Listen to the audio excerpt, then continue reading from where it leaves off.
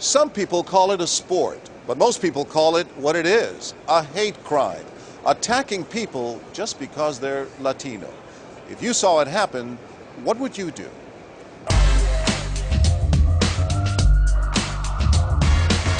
A winter afternoon in downtown Newark, New Jersey. Behind the train station, people are going about their business. Some enjoying a bite at Bellows, this local hangout.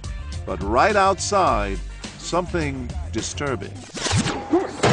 These young thugs are on the hunt for prey, looking for someone to assault. Speak English in this country! And this unlucky man is in the wrong place on the wrong day. English! His only crime, being Latino. Stupid Mexican. Don't touch him! What? Will anyone come to his rescue? Where's your green card? The violence and the victim's battered face are hard to ignore. And yet these witnesses just go about their business. But no one knows our hidden cameras are rolling and that this man's wounds and bruises are the work of a makeup artist, not his attackers. With the help of pads and props, the victim and his assailants are all actors working for us. What are you staring at, Pedro? Huh? This man watches from a safe distance and clearly sees everything, but his only response, just a shake of the head. So you noticed it and then you kept walking. I kept walking because I said, if this is real, all I have to do is just go get transit police. The guy looked wounded. Well, that's a little blood over here. Just a little blood?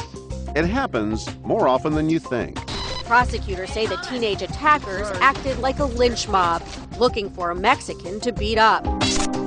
It's known as Mexican hunting, and for some, it's become a perverse sport. 7 high school students accused of killing an Ecuadorian man. According to police, the suspects reportedly shouted anti-Hispanic racial slurs as they attacked the victim. My brother is in a very critical condition. Diego Sucusani, an Ecuadorian immigrant, tells us about the night his younger brother was attacked. Maybe 50 feet from the home. 50 feet from your house? Yes, from my house. He was knocked out. They kept hitting with a baseball bat.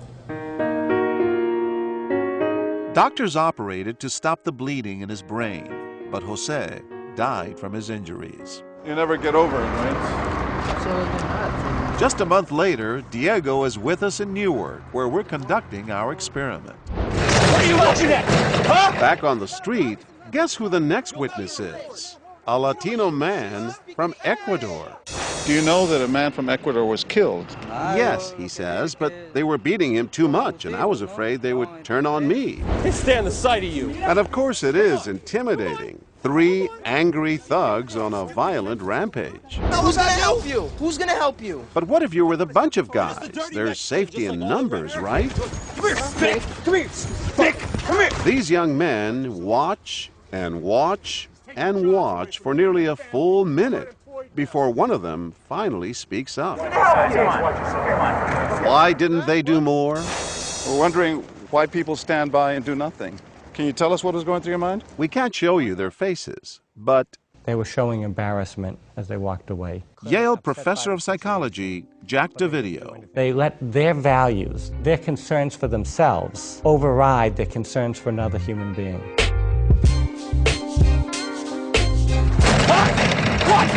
As it gets dark, our cameras keep rolling.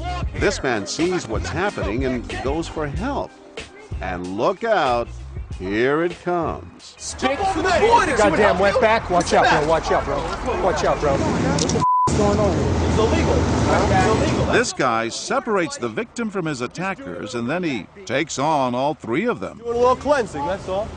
Are you serious, dude? Todd Sneed, a mild-mannered insurance supervisor by day, is a force to be reckoned with tonight. I'm John Quinones from ABC, a show called What Would You Do?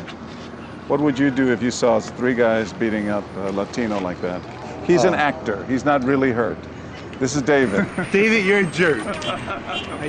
Why get involved? A lot of people just walk by. They're a little scared. This is Honestly, I have a history of people walking past me when something was going down and nobody doing anything about it. You know, so I never want that to happen to anybody. His body language says it all. He comes in with a very dominant posture. There's no ambiguity, there's no confusion in his mind about what needs to be done, and he has the confidence to go in and make it clear to people what's going to happen if they don't stop. And if I had to take a couple of, punches and kicks in an effort to, reduce his pain, I'm going to do it. So if a guy is not as bulked up as you are, what can they do? Come get me. But what if Todd's not around? Over the course of our 2-day experiment, 99 people witnessed this brutal assault. 7 people called 911, but an overwhelming majority, 67 people, did nothing. Hey, Paco! What's going on? You're probably thinking that this scene is so frightening, so dangerous, that only a bodybuilder or a cop would dare intervene. Well, think again. We're rolling when suddenly this SUV pulls up and stops. Hey! What are you guys doing? Through the window, you can see this young woman means business. Why are you doing that? Why? Why are you doing that? That's so messed up. And now, leaving family and friends behind, here she comes. All 5'4" of her. No listen now, ustedes. Stop! Stop! No, porque soy Cut it out. mexicano. I don't know. I don't speak that. Well, I do, and you don't do that. All right? The thugs aren't backing down, but neither is Michelle Hernandez. Who cares? Whoa. Stop Who with the break cares? remarks. Who cares? Don't do that. All I'm saying is you don't belong here. Well, you don't belong here either, so skedaddle. I'm Spanish, so, I felt for the guy. I felt that way once before, so. People will look at you and say, man, those guys are real heroes. Well, I saw this guy, he just walked by, and I'm like, I can't believe it was a male. He was on his phone, and he was like more important looking at his phone than even doing anything. I'm like, oh my God. That's why I jumped out. It would have been so easy for them to drive by, but her outrage of what was morally wrong in the situation is unusually rare. She put someone else's welfare above her own. That's very inspiring. It is inspiring. The commitment she did it with, the depth of which she did it, gave her a power that is really impressive in that situation. What do you think this is? What? Huh? And we're about to meet one more remarkable woman. As our actor lies wounded and in pain, she reaches for his hand. And then Emily McDonald offers a prayer. God protect and heal this man, she says, because he is one of our brothers. A little while ago, there were 5 guys who didn't do anything, who just watched it. You're one woman. It broke my heart to see someone getting hurt. And my friends were holding me back, and I didn't want to hear it. I wanted to help this man.